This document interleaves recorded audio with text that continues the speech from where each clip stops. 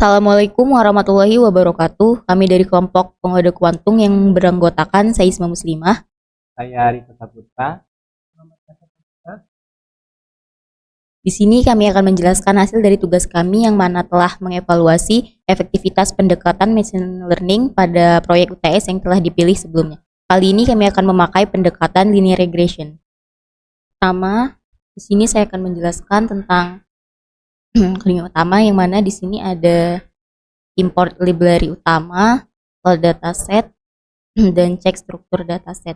Sebelumnya kita masukkan datasetnya terlebih dahulu.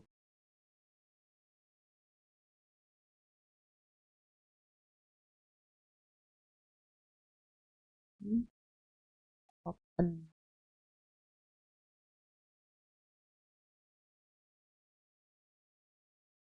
Udah di sini import library utama. Kode ini mengimpor berbagai pustaka seperti Pandas untuk manipulasi data, NumPy untuk sistem operasi matematis, lalu ada Matplotlib dan Seaborn untuk visualisasi serta Sklearn untuk pemodelan dan evaluasi. Lalu selanjutnya itu ada load dataset berformat CSV untuk dibaca dan dimuat ke dalam data frame menggunakan metode CSV. Lalu di sini ada text struktur data menggunakan dfinfo, yang mana ini berfungsi untuk memberikan gambaran umum tentang dataset seperti jumlah baris dan kolom serta tipe data tiap kolom. dfdescribe menampilkan statistik deskriptif untuk kolom numerik seperti rata-rata, standar deviasi, nilai umum, nilai minimum, dan maksimum.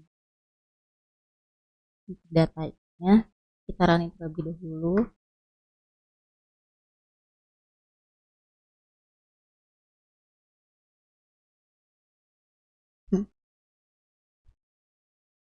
Dia sudah berhasil. Di sini ada struktur dataset yang kolom ada ID, tanggal, nama lengkap pengisi, dan yang lainnya. Di sini juga ada tipenya.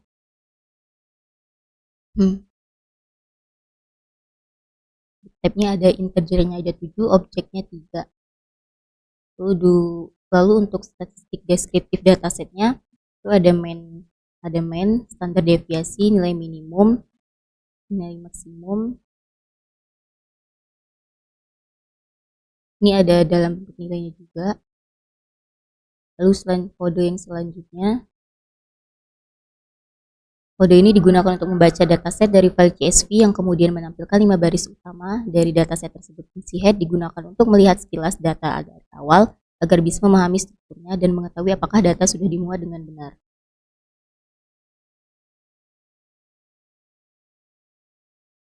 Ini merupakan 5 baris utama dari dataset.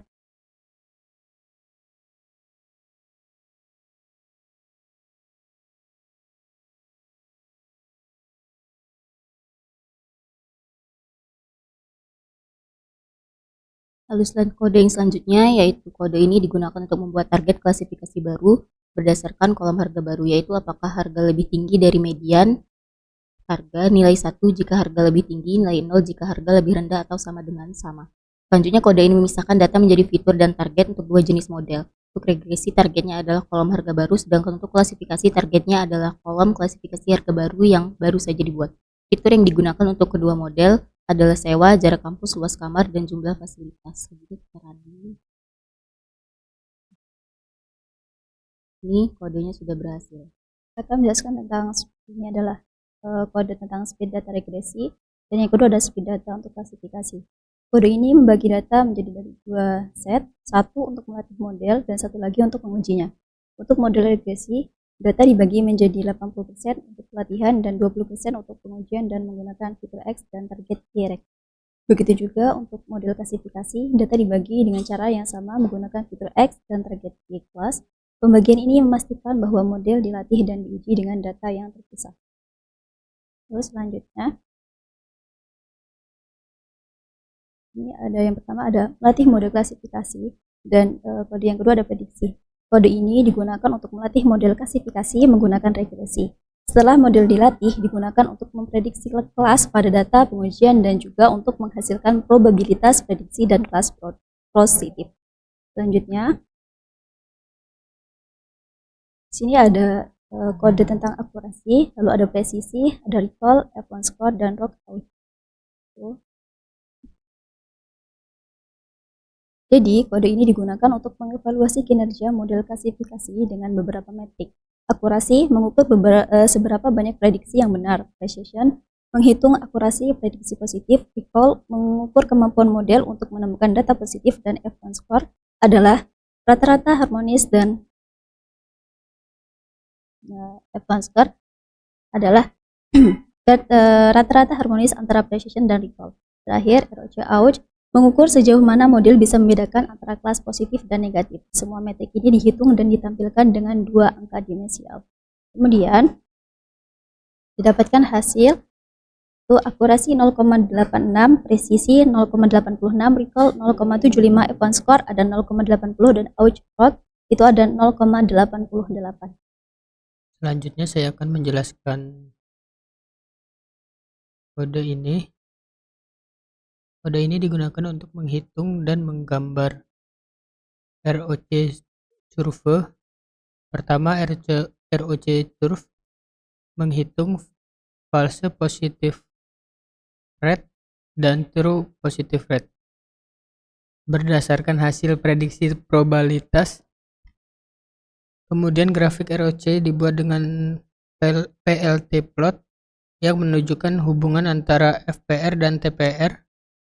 Garis merah putus-putus menunjukkan baseline model acak. Grafik ini juga menampilkan AUC yang dihitung sebelumnya yang menunjukkan seberapa baik model membedakan antara kelas positif dan negatif. Grafik ini membantu mengevaluasi kinerja model secara visual. Jadi ini grafik ROC curve atau receiver operating characteristic curve yang digunakan untuk mengevaluasi performa model klarifikasi biner. Di sini ada poin-poinnya. Yang pertama ada sumbu X, yaitu proporsi prediksi positif salah terhadap total negatif aktual.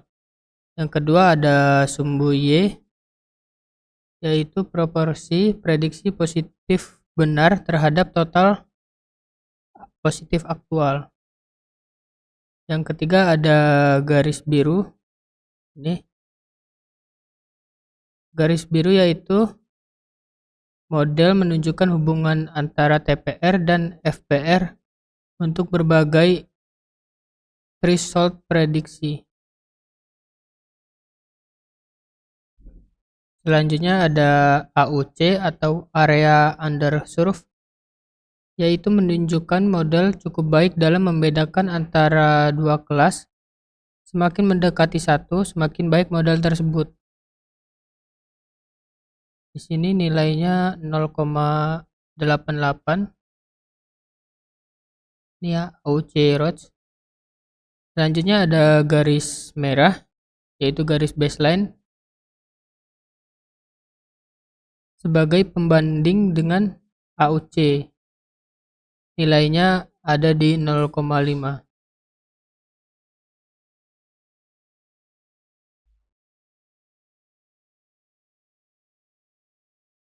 Selanjutnya kode ini digunakan untuk melatih model regresi linear. Model regresi linear dibuat dengan linear regression, lalu dilatih menggunakan data pelatihan X-train reg dan Y-train reg. Setelah model dilatih, model tersebut digunakan untuk memprediksi nilai target pada data pengujian.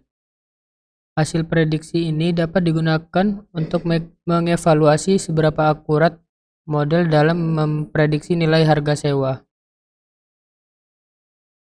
Di sini codingannya melatih model regresi, model reg sama dengan linear regression. Prediksinya yaitu Y reg sama dengan model reg prediction. Kode selanjutnya, kode ini digunakan untuk mengevaluasi kinerja model regresi dengan 3 metrik error.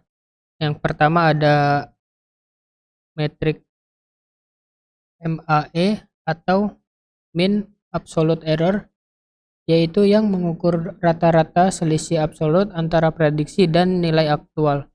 Yang kedua ada metrik MSE, yaitu mean squared error, yang mengukur rata-rata kuadrat selisih tersebut. Dan yang terakhir ada metrik RMSE atau root mean square error, yaitu yang merupakan akar kuadrat dari MSE dan memberikan nilai error dalam satuan yang sama dengan target. Tiga metrik ini membantu menilai seberapa baik model dalam memprediksi hasil yang diinginkan. Ini ada mean absolute error, ada mean square error, dan ada root mean square error. Ini ada hasilnya. Hasil mean absolute error nilainya 0,37. Untuk mean square error nilainya 0,16. Dan yang terakhir root mean square error nilainya 0,40. Selanjutnya di sini saya akan menjelaskan codingan selanjutnya, yang dimana kode ini membuat scatter plot untuk membandingkan nilai aktual dan nilai prediksi dari model regresi. Titik-titik pada plot menunjukkan perbandingan antara nilai aktual dan nilai prediksi. Garis merah putus-putus yang disebut ideal menunjukkan garis di mana nilai aktual sama dengan nilai prediksi, yang berarti model membuat prediksi yang sempurna. Grafik ini membantu untuk memvisualisasi sejauh mana prediksi model mendekati nilai aktual. Dengan semakin dekat titik ke garis ideal, semakin baik prediksinya. Di sini coba kita lihat codingannya terlebih dahulu. Di mana di sini kita memasukkan yang Y test rex ini, yang dimana perbandingan nilai aktual, lalu kita masukkan lagi yang Y red rex, yang dimana untuk nilai prediksi. Di sini kita panggil lagi nilai aktual, nilai prediksi, lalu perbandingan nilai aktual dan prediksi. Kita lihat hasilnya. Kita coba running dulu. Nah, di sini yang titik-titik hijau biru ini nilai prediksi. Yang garis putus-putus ini yang dimana sudah dijelaskan, yaitu garis idealnya. Yang dimana di sini nilai prediksi lebih dekat dengan garis idealnya. Berarti semakin dekat titik garis ideal, semakin baik prediksinya nanti. Sedangkan di nilai aktual sendiri, titik-titik biru ini lumayan jauh, yang dimana yang bisa kita lihat nilai prediksi lebih dekat dengan garis idealnya. Untuk codingan selanjutnya di sini, kode ini digunakan untuk mencetak kesimpulan dari hasil evaluasi kedua model atau klarifikasi dan regresi. Pertama, hasil evaluasi model klarifikasi ditampilkan, termasuk akurasi, precision, real, F1 score, dan outrox. Kemudian hasil evaluasi model regresi juga dicetak, yang mencakup mean absolute error, mean square error, dan root mean square error. Kita lihat dulu codingannya.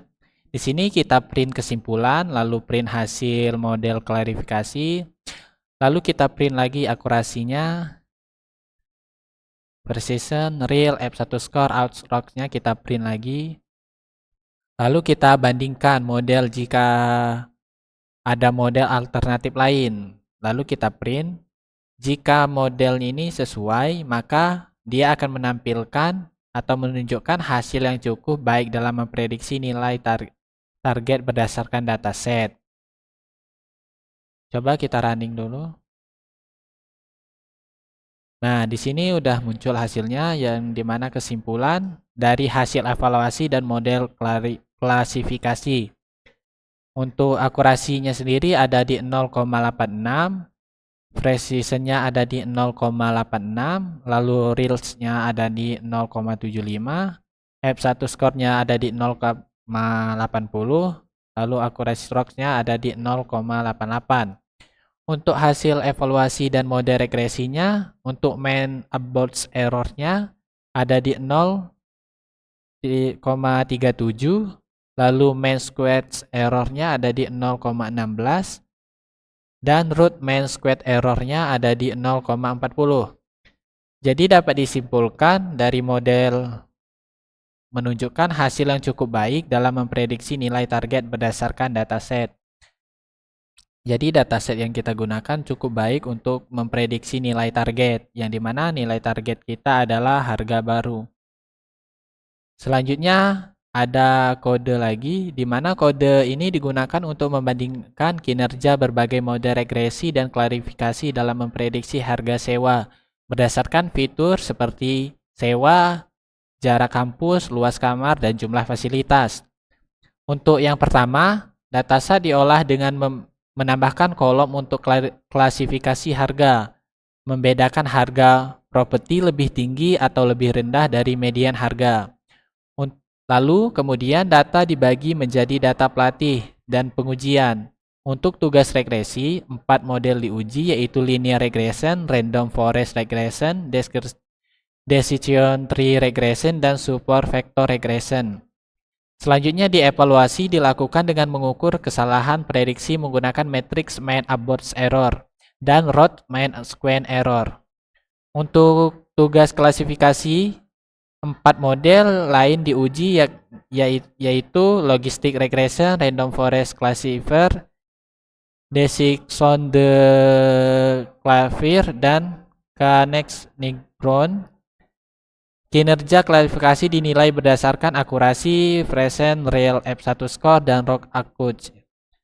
Lalu hasil evaluasi untuk masing-masing model regresi dan klasifikasi kemudian ditampilkan untuk memberikan gambar tentang beberapa baik setiap model dalam menyelesaikan tugasnya. Untuk kodenya sendiri, di sini sama kita impor dulu model-modelnya seperti random forest regression, linear regression, Davis tree regression. Lalu kita impor lagi di sini mean squared error, akurasi close, present score, real close, F1 score, dan out score. Lalu kita compare NumPy. Nah, di sini kita menambahkan kolom klasifikasi berdasarkan median harga yang dimana klasifikasinya ada di harga baru. Lalu fitur dan target untuk regresi klasifikasi, yaitu untuk fitur sendiri ada di harga sewa, jarak ke kampus, luar kamar, dan jumlah fasilitas. Untuk target sendiri ada di harga baru, lalu target untuk klasifikasinya ada di klasifikasi harga. Kode selanjutnya ini memberi data menjadi data pelatihan dalam pengujian. Lalu kita panggil lagi ini untuk memanggil mode regresi atau linear regressionnya. Selanjutnya kode untuk random forest regression, kode untuk decision tree regression, lalu super vector regression. Untuk model klasifikasinya ada di logistic regression, random forest classifier, descriptive tree classifier, lalu Knex-Nigron. Lalu kita menampilkan hasil modelnya, di mana kita print perbandingan model atau regresi, kita print terlebih dahulu, di mana kita tampilkan hasil evaluasi linear regression terlebih dahulu, lalu random forest, lalu device tree regression, lalu super vector regression. Setelah kita menampilkan model regresinya, kita tampilkan juga klasifikasinya, di mana klasifikasinya kita panggil lagi. Logistik untuk klasifikasi logistic regression, random forest classifier, decision de classifier, Knex-Nigron untuk 4 ya. Lalu kita coba running dulu. Nah, untuk perbandingan model sendiri, untuk linear regressionnya sendiri ada di, untuk mean average errornya ada di 0,37, lalu root mean square errornya ada di 0,40. Nah, di sini bisa kita lihat lagi di mana kita ini apakah sesuai hasilnya dengan pengujian yang dikodingkan kita di atas tadi. Kita bisa lihat lagi. Nah, di sini kan ada untuk average errornya 0,37 dan root mean square errornya ada di 0,40. Berarti untuk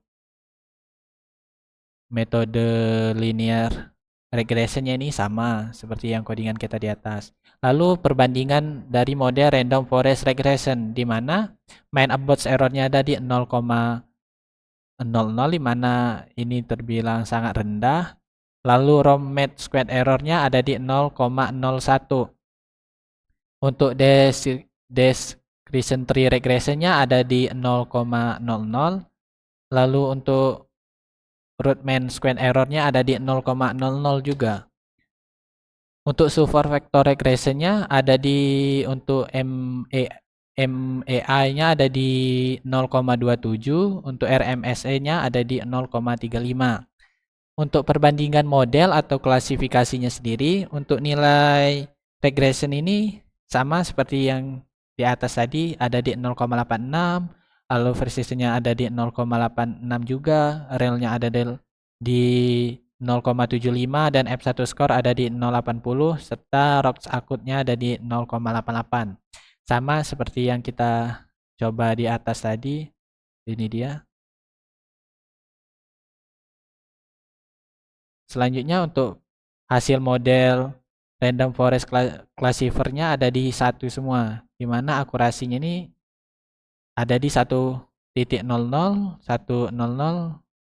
yang dimana bisa dibilang hasilnya ini cukup tinggi. Lalu sama descriptive tree classifier ini sama ada di 1 semua. Lalu model KN-RAGE Negrons ini ada di 0,82, 1.00, lalu range-nya 0,50, F1-nya skornya ada di 0,67 dan ROX akutnya ada di 0,98. Mungkin itu saja yang bisa kami jelaskan. Kami akhiri. Wassalamualaikum warahmatullahi wabarakatuh.